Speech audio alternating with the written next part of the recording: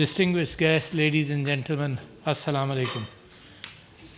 It gives me immense pleasure to speak in the national dissemination event of the Pakistan Maternal Mortality Survey (PMMS) to provide latest estimates of maternal and pregnancy-related mortality. The objective of the survey was to assess progress on maternal health indicators to guide policymakers and health authorities in policy formulation and program improvement. Government of Pakistan is committed to improve our health facilities, and we believe that one of the primary directions which the government can pick up as far as poverty alleviation is concerned is through improvement of our health indicators and improvement in our education parameters. Among the health indicators, of course, the ability for a person to access the national health services in any form, whether it is at the grassroots level or whether it's at district level, between the primary healthcare centers and the secondary healthcare centers and the tertiary healthcare centers, it is important that data exists on what the government should be addressing. In this regard, I must appreciate the fact that the Prime Minister, having been working for health since his work in the Shaukat Khana Memorial Hospital, setting up that hospital, he has been very concerned all his life, including all his charity works and motivation of the people, that health should be available for everybody. And if that is kept in mind, the primary importance of health starting from every home is dependent on the health of the mother and the health of the children. And the Prime Minister, I must appreciate that in his first speech, giving a direction to Pakistan and to the people of Pakistan while he was talking about international relations and peace, etc., he put up an X-ray of stunting, as X-ray of the face and of the brain of stunting, and insisted that this issue has to be addressed because the figures of stunting in Pakistan are pretty high at 40%. Yesterday we talked about the demographic situation and population increase and what is expected. So it is of primary concern that as the population size is increasing, we should be looking at improving maternal health and reducing mortality, as well as at the same time to ensure good nutrition not only for the mothers but the children. So all programs which are working in that direction are important. What Pakistan, like all other countries, developing countries, may have gone through is the fact that infant formula milk was marketed in such a manner that mothers stopped feeding their children early, and the result was that the children in the first 1,000 days, when stunting is an important factor, they were probably underfed, and the mothers would wean them off breast milk very quickly. I take importance because the Prime Minister requested me to take charge of the task force on population, and I feel it is very important that there should be a breather, there should be a gap between pregnancies, which shall improve both the fact that it gives time for the recovery of the mother from one pregnancy to the second pregnancy, as well as the fact that it improves the chances of the children not going through malnutrition. So along with iron supplements for the mother and nutritionary supplements for the children, I think that gap in pregnancy is a very important fact. Therefore, as a part not only of maternal health, as a part of trying to suggest a pregnancy gap to the families, this government has been encouraging, and from the task force of population, I have been encouraging the fact that whatever works in a society, if the society believes in the Quran, for example, in Islam, the directions of Allah subhanahu wa ta'ala in the Quran, where on 3 occasions he mentions that the mother should feed their children breast milk for 24 months. On one occasion it is said that 36 months. Taking advantage of that we should be able to convince our population that this is one way of reducing frequent pregnancies and trying to improve maternal health. What happens as a corollary or as a coincidence attached to the fact that the mother is breastfeeding, that it is the chances of getting pregnant are less during the time that she is breastfeeding. So one of the ways where we are trying to encourage population planning is the fact that we must increase the breastfeeding.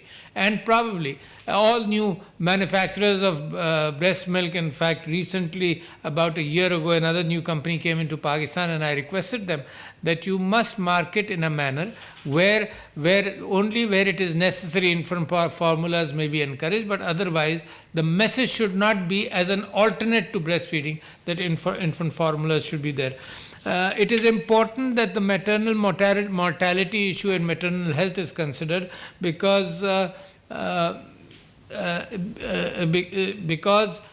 it increases stress in society. It increases the subsequent, as the children grow, it increases the health burden of society. And I'm pleased to know, of course, but still it is a matter of concern, that 186 has come down to 186 per 100,000 live births, the mortality ratio, the maternal mortality ratio, down from 276 recording in the Pakistan Demographic and Health Survey in 2006 and 7. I think we must achieve the sustainable development goal of 70 by the year 2030. We believe very strongly that if poverty in Pakistan has to be reduced, it is important that the health situation of the populace has to be improved also at the same time.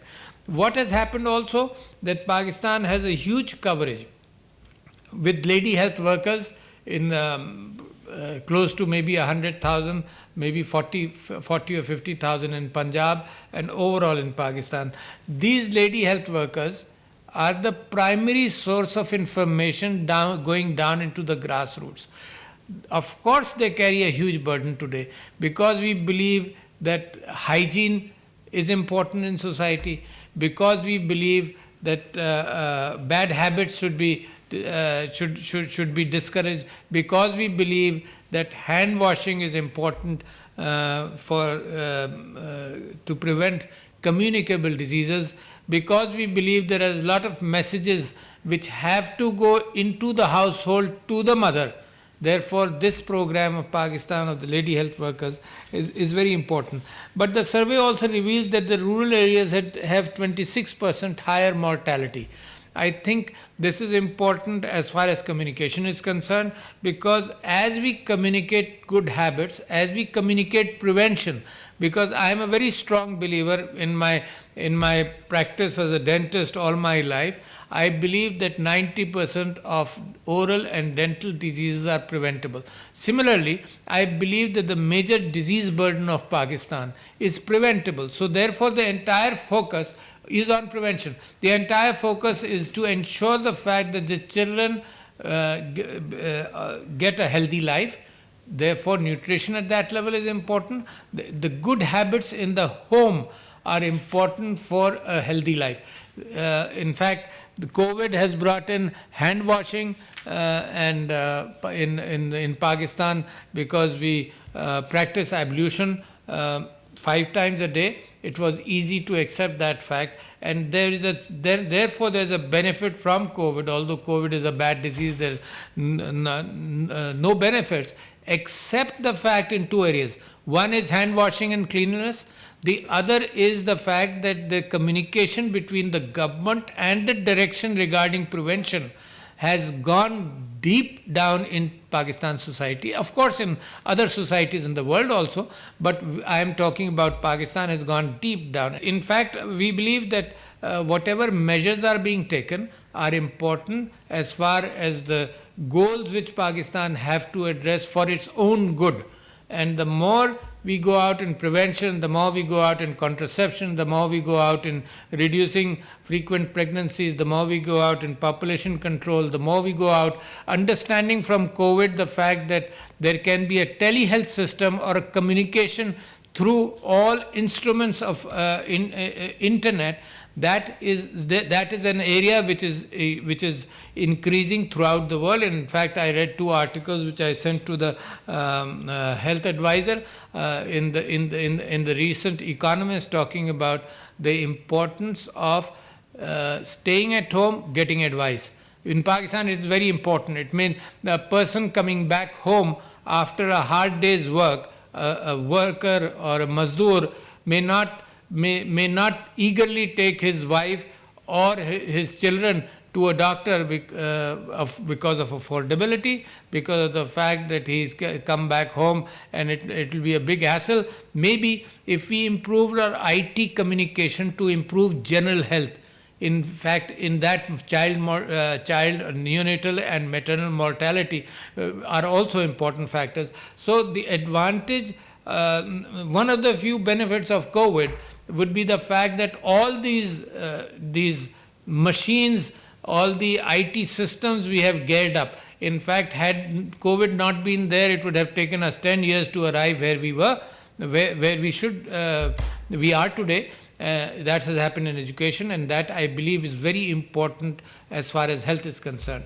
So it is important that these surveys point out what needs to be done, and I'm thankful to the Pakistan Bureau of Statistics, the National Committee for Maternal and Neonatal Health, supported by international partners including United Nations, the Population Fund, UK Aid, US Aid, ICF, International, and Bill and Melinda Gates Foundation. And let me close my talk with the fact that Pakistan, in the good leadership of our Minister of Planning, Mr. Asad Umar, and of the committee which was looking at COVID, has performed very well. In fact, that they have established the systems and the hierarchy downwards for communication of information, for response to health issues in a very nice manner. So I think those systems which have been generated in COVID will go a long way in making us achieve the sustainable development goals as far as health parameters are concerned. Thank you very much, ladies and gentlemen.